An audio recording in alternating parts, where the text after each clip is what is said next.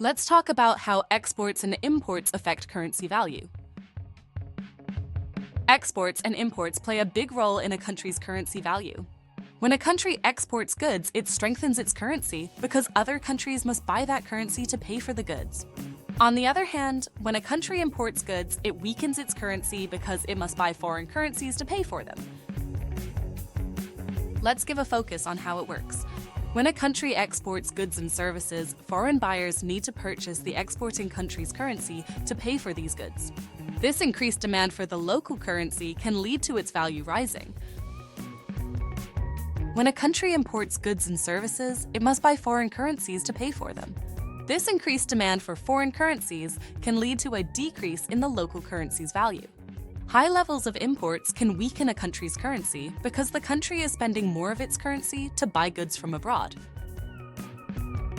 Let's take a look at trade balance. The trade balance is the difference between a country's exports and imports. A trade surplus, more exports than imports, can increase the value of a country's currency. A trade deficit, more imports than exports, can decrease the value of a country's currency. Let's talk about the overall impact. If a country exports more than it imports, its currency value tends to rise. If a country imports more than it exports, its currency value tends to fall. Let's see an example of how exports and imports affect BDT and USD. Bangladesh exports a lot of garments to the United States. American companies need to buy Bangladeshi taka, BDT, to pay for these garments.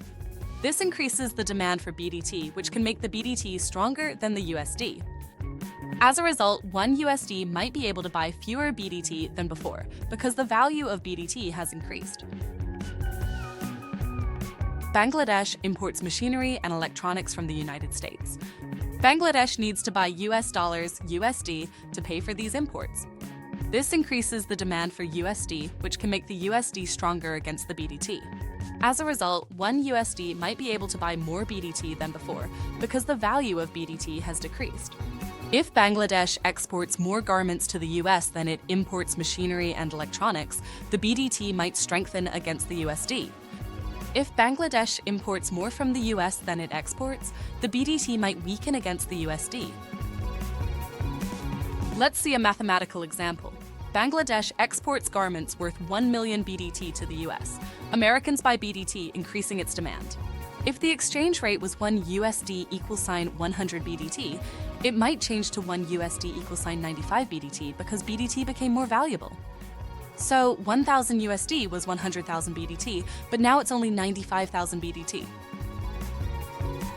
Now imagine Bangladesh imports machinery worth 1 million BDT from the US. Bangladesh buys USD, increasing its demand. If the exchange rate was 1 USD = 100 BDT, it might change to 1 USD = 105 BDT because BDT became less valuable.